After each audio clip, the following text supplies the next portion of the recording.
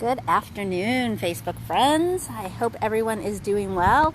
It is Thursday, and here we are in soggy Cincinnati, continuing to have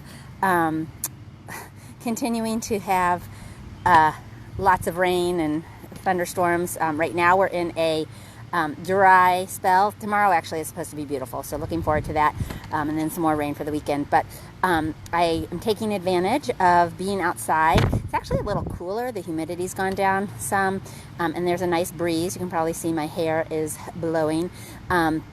Hopefully you can hear me. I am outside, and there's some people in our neighborhood having some work done, so hopefully I am loud enough that you can hear what I am saying. But I'm outside with Winston. He is busy. If you can see him over there, he's chewing on his bully stick right now. We're enjoying the dry weather for a little bit. But I wanted to come on live and talk to you for a few minutes. If you caught my live last night, I was talking about the idea of fear and different types of fear that people have, and touched a little bit about how fear holds people back. And I had said last night that I'm going to do some subsequent lives talking about that subject. Oh, and here comes the sun. Goodness. All right. Hey, Rosanna, you're probably getting what we've had as well because you're a little further east, but hopefully there's some end in sight to that rain. If you're interested in learning more about the different types of fear and that, oh good, thank you, Rosanna, and that kind of thing, definitely go back and check out my live from last night.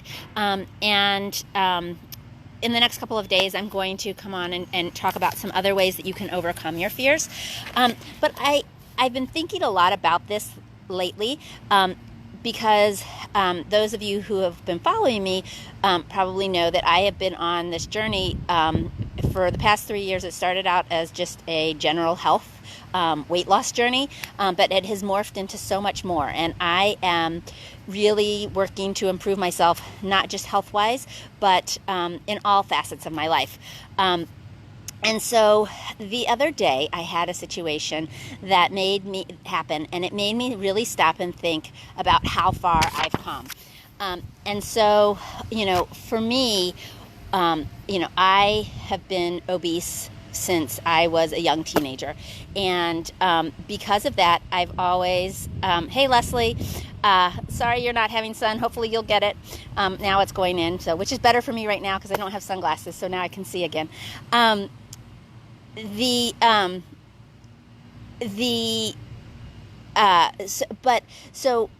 For years and years and years, I have struggled with my weight, and was obese for many years, morbidly obese.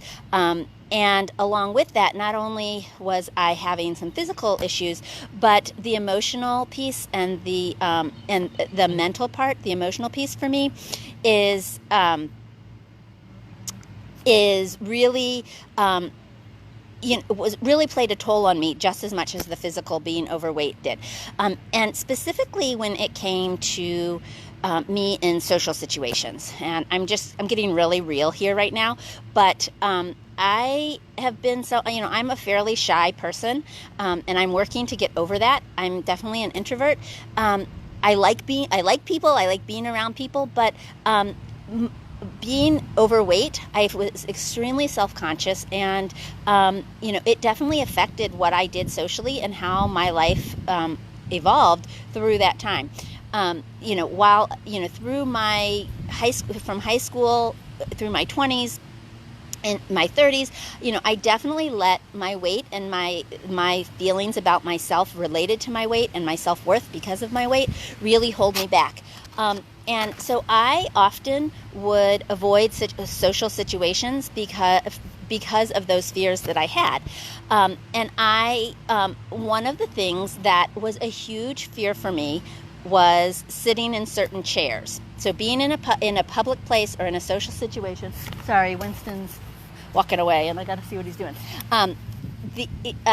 Sitting in certain chairs, I had this huge fear, and that if I went someplace, and it was more if it was going to be an outside party or something, on patio furniture or, by a pool or that kind of thing, that if I sat in a chair, either number one, I wasn't going to fit, or number two, I might fit, but that I was going to break the chair. That has been a huge fear for me for years and years and years because, again, it was my low self-esteem, my low self-worth, and that fear that people were watching me and were going to judge me and the embarrassment that would come because of that. And it truly, sitting in chairs was a huge, huge fear of mine. Because, as I said, because I was afraid I wasn't going to fit, or because I was afraid that it would break. And really the fear was that it was going to break. So fast forward, 3 years ago, I started my health journey. And, sorry, I'm having dog issues. I started my health journey, and I have subsequently, for those of you who don't know, lost 115 pounds. Come on, Winston. And although I am not where I want to be, I have, changed my life in so many ways, so much more than just the weight, just losing the weight. But I've changed my habits, and I've really been working on that self-love, self-care, and really improving how I feel about myself, and really strengthening and accepting myself no matter where I am, no matter what the weight is, and really loving myself and acting as if I love myself. So fast forward to a couple of days ago. As I said, we've had tons of rain here in Cincinnati, and I've been outside a lot with the dog because I've got this new puppy, and he needs to be, I can't leave him out alone at this point. Rosanna says she can relate to the chair thing. She carried her weight across her hips. That's where my biggest place is too. So, it was always hard because, again, as I said, I was afraid I wasn't going to fit. Francie said she sat in a chair and it broke, and that's where I'm getting ready to go with this, Francie. So the other day I was outside, and we have some old patio furniture that's been in our house for a long time, and just aesthetically I've been wanting to replace it, but I've been sitting in it and whatever, and I sat down. Winston was out playing in the yard, and I sat down in the chair, and the next thing I know, it broke. It fell through, and I was on the ground. And my reaction was to start laughing hysterically. I was on the ground laughing hysterically. Didn't even realize I had actually cut my leg. Whole nother story. I decided I better, the next day when I realized I had cut it, I decided I better go get a tetanus shot because it was definitely rusty. But I was laughing hysterically. And as I was laughing, I had some different thoughts go through my head. The first thought, sorry, I'm arranging things here. The first thought was that, oh crap, I just broke the chair. And it really is time for us to get new furniture. That was like the final straw. My second thought was, whew, I'm glad no one saw that, because it had to have been hysterical. Actually, if it had been videoed, it may have, gotten onto the America's Funniest Videos, because I'm sure it was pretty comical to see me fall and hit the ground like that. But then the third thing, and I started laughing even more, was I realized that if that had happened 3 years ago, I wouldn't have been laughing. I actually would have been crying. I would have been so mortified, even if I was alone and no one had been around. I would have been mortified that I had broken this chair, and that fear that I've had for so many years of that happening, would have sent me over the edge. So, but here, instead of crying, I was laughing. And I was laughing because of the situation, but I was laughing because I felt so good that I realized I hadn't even worried about having that fear for a long, long time. I hadn't really thought about sitting in chairs for a long, long time, and had that fear. And I haven't let it stop me from going places or doing things or being around people because of what the situation's going to be. And I just feel so incredibly blessed. So that laughter, as I've thought about it over the last couple of days since that happened, I realized that I'm just so thankful that I'm not living with that fear now, and I've grown so much in the last 3 years. Now, granted, I still have things that I'm afraid of. I still have fears. That's normal.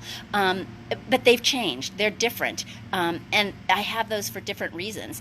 And so as I continue on through my journey, I'm continuing to deal with those and become better, if better is the right word, but to work on those, and to be able to not have those fears that those irrational fears, and those fears that can be paralyzing or debilitating to us.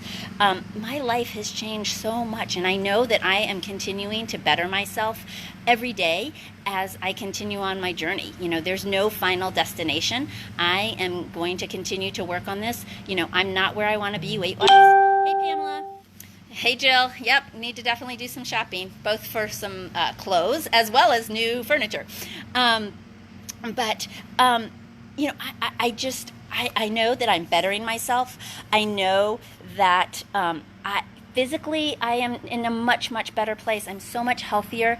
Emotionally, this was just proof to me on how much emotional growth I've had, that, and that I'm continuing that. I'm so much more aware of where I am emotionally, and it's something that I want to continue to work on, and so I am, and I'm continuing to learn, educate myself, and be real with myself and with others, which is why I'm on here sharing this.